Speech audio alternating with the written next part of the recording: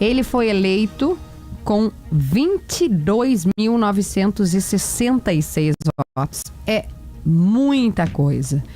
Gessé Sangalli, eleito pelo PL, vereador mais votado. Seja bem-vindo ao Timeline. Bom dia.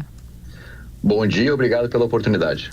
Eu quero entender contigo se tu já conseguiu fazer uma leitura do porquê de tantos votos em ti. É por conta do direita de verdade? Havia um vácuo, uma oportunidade com esse eleitor mais conservador, mais à direita? Acredito que sim, mas primeiro deixa eu agradecer a oportunidade e falar que é estranho ouvir a Rádio Gaúcha todos os dias e agora vocês estão falando comigo pelo telefone, parece que eu estou ouvindo rádio, falando com as pessoas do rádio, né?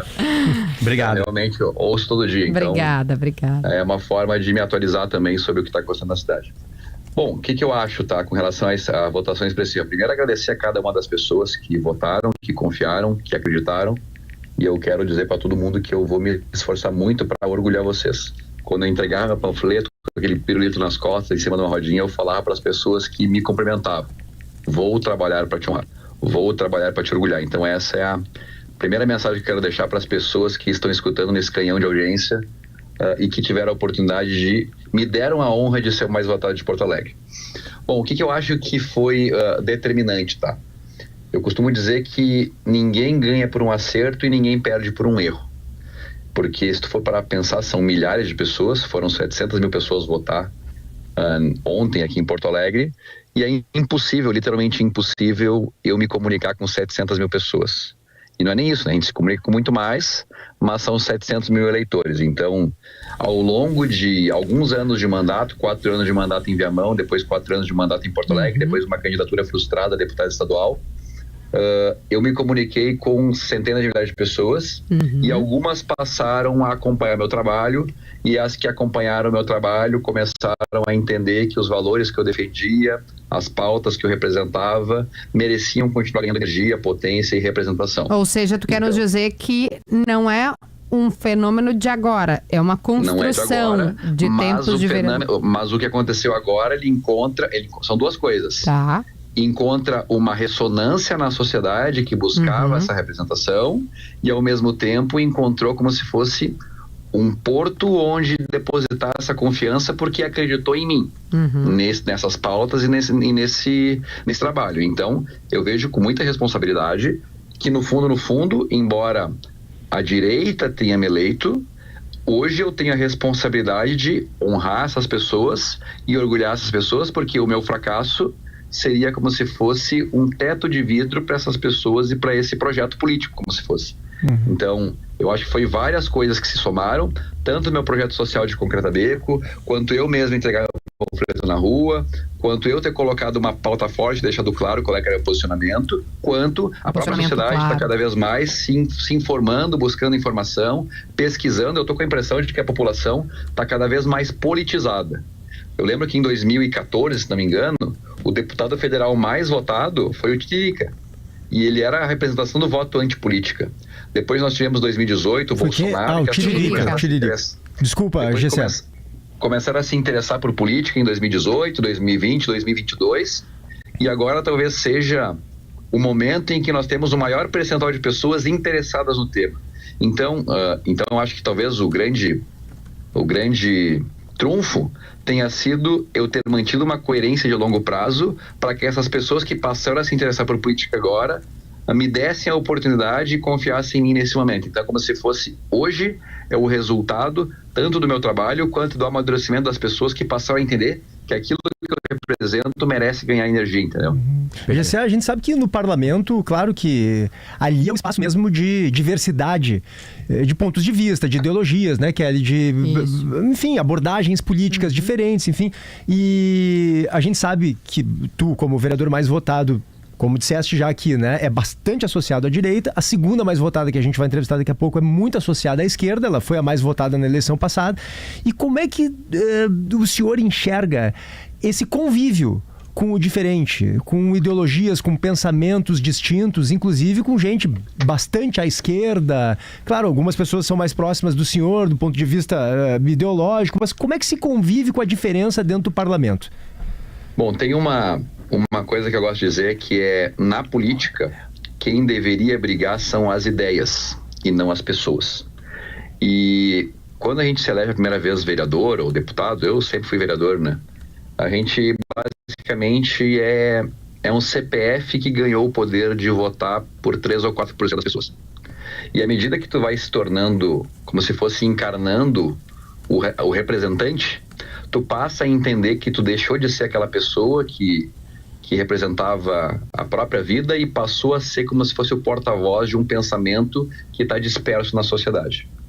E à medida que tu vai se tornando cada vez mais o porta-voz de ideias, tu percebe que no fundo o meu adversário do PT ou do PSOL não é o meu adversário no CPF, ele é como se fosse o meu antagonista de ideias. Então, por exemplo, a Karen Santos foi a vereadora hoje a segunda mais votada e foi a mais votada na outra. Ela foi presidente da CUTAB, que eu sou membro, e ela é uma pessoa do PSOL, que embora nós tenhamos uma divergência ideológica diametral, nós sempre nos cumprimentamos, sempre nos damos bem, sempre conversamos. Ela foi minha presidente, já fui presidente dela também na comissão. Então nós temos essa clareza de que quem tem que brigar na política são as ideias e não as pessoas. Embora muitas vezes o eleitor ainda não compreenda isso. E é muito comum tu perceber isso em Brasília. Os deputados da direita e da esquerda podem ser amigos ou pelo menos ter um respeito mútuo pessoal. E os seus eleitores estão quebrando o pau nas redes sociais. É verdade, o senhor tem toda a razão. Desculpa de interromper, Entendeu? É só para corroborar o que o senhor está dizendo.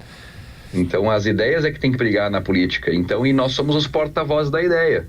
Então, quanto mais as pessoas começam a perceber que são as ideias que estão brigando, mais começa esse antagonismo. Então, por isso que eu acho também que a direita e a esquerda estão cada vez mais ganhando representatividade, porque tem até aquela frase famosa, eu acho que não sei quem sou, só sei do que não gosto. As pessoas meio que se juntam em polos antagonistas, defendendo pontos de vista, e por isso que eu tenho visto também que a esquerda e a direita têm ganhado cada vez mais energia e representação, porque as pessoas estão se colocando em polos e o centro, pode ser fisiológico ou ideológico, está perdendo a representação porque eles não estão deixando para as pessoas que estão passando a acompanhar a política qual é que é o posicionamento deles em pautas muito claras. A privatização, aumento de imposto, redução de imposto, burocracia, funcionalismo. E quem está fazendo esse trabalho hoje de fato representar, nesse momento de amadurecimento da população com relação à política, são os polos, direita e esquerda. Porque o que pensa alguém de centro? Alguém que cai para os dois lados, às vezes pode ser cooptado pelos dois lados. Então as pessoas que estão um pouco desgostosas também de ter visto o Alexandre Frota, que surfou na direita e depois acabou indo contra o Bolsonaro, ou a Joyce Hasselmann, ou mesmo Jean Willis, que era de esquerda e depois acabou perdendo um pouco de representação, as pessoas estão buscando cada vez mais segurança. Então as pessoas que conseguem demonstrar mais como se fosse ancoragem dentro do seu polo conseguem cativar mais. Então acho que esse sim foi um dos fatores que me ajudou a chegar nessa votação, nessa eleição. Por que 15 vezes o número dos seus votos? O senhor teve 22 mil votos, estou arredondando, 345 mil pessoas não foram votar em Porto Alegre. Por que 15 vezes o número de seus votos não foram votar em Porto Alegre? Olha, isso é histórico, tá? Tem uma abstenção média aí de 30% das pessoas que vão votar, mais ou menos, tanto que nós tivemos 710 mil que foram votar, acho que foi 640, 600 e alguma coisa que de fato a gente fez isso no primeiro bloco aqui em 2012. Não é um fenômeno de agora. A gente pensa assim, nossa, a abstenção... Eu acho que é a desilusão, né? Porque assim, quando a gente entrega o material na rua, a gente acaba fazendo como se fosse uma pesquisa amostral indireta pelos elogios e pelas críticas, ou pela indiferença. O cara que te elogia, no meu caso aí de direita, o cara que te critica é de esquerda, e o cara indiferente, ele não se sente cativado. Então essa pessoa indiferente, ela é a pessoa desiludida. Então ela não vê em nenhum dos polos, ou mesmo naquele centro, alguém que possa de fato poder melhorar a sua vida. Então ela está desiludida. Então acho que o que justifica a abstenção ou a não comparecimento é essa desilusão com a política.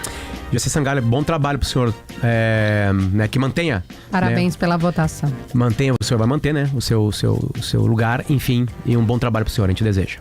Vou me esforçar para orgulhar todo mundo, espero poder honrar todo mundo que confiou nesse projeto. Tamo junto. Perfeito, obrigado, bom trabalho.